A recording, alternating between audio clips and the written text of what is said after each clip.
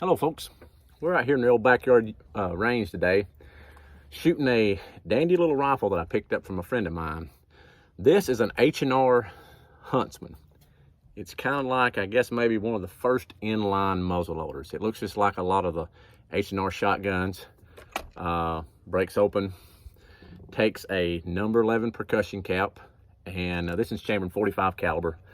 Very dandy little rifle. I'm out here sighting it in this morning. I've got probably 6-8 shots in it so far, and it's a fun little rifle to shoot. Balanced out real good.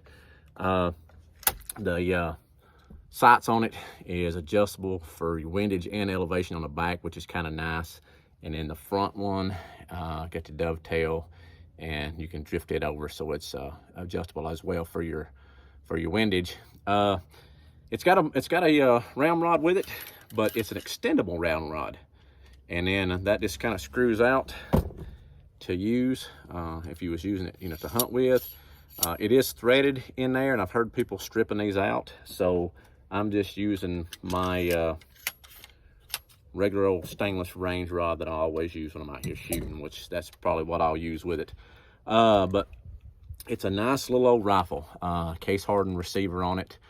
This one here was made in '77. I think these rifles was made from 73, 74 up to the late 70s, maybe early 80s. So they didn't produce them for a whole long time. I guess the 70s was kind of the rebirth of a lot of the muzzleloaders, the flintlocks and percussion. And I guess this was H&R's kind of niche market. But I don't think they really took off that well. Then later on, the inline started getting a lot more prominent, I guess, in the muzzleloader world. Now this one here is rifled. It's 1 in 56, so it's definitely good for a patched round ball, and that's what we're shooting out here today. So like I say, I'm adjusting the sights on it. I'm working it in. I've got my windage. I'm just working on my elevation. So 45 caliber. I just started off with 40 grains. I'm just out here, target shooting, so I'm not worried about shooting no charging buffalo. So that's what I'm using, 3F GoX powder. And I am using a 440 hand-poured round ball and some 12 thousandths thick. Actually, this is duck cloth. I had some pillow ticking out here. It was like 18 thousandths. It seemed just a little bit too thick for this rifle. So I dropped down, and I think this is about where I need to be on it.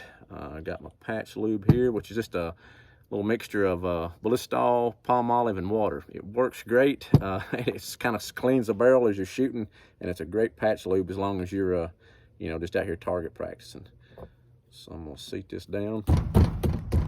Now, I'd heard stories about these things, about the breech plug. This does have the O-ring breech plug in it. But if you have a hang fire, letting it set, for maybe a minute or two before you break it open, just to make sure that it didn't blow that breech plug out on you.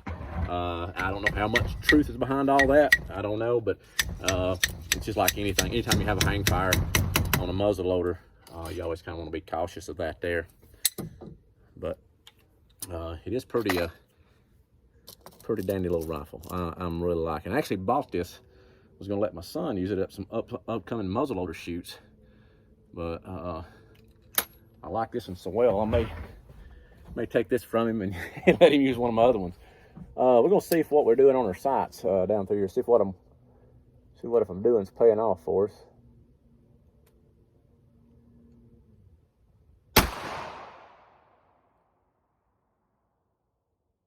That looking real good.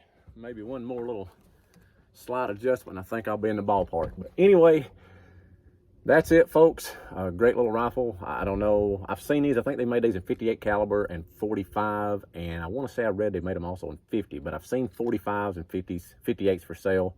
But I really like a 45 caliber, and it's just a fun little rifle so far to shoot. I think it'll make a great one. But if you get a chance to shoot one, or get run across to buy one, I'd recommend it. This one here hadn't been shot much at all.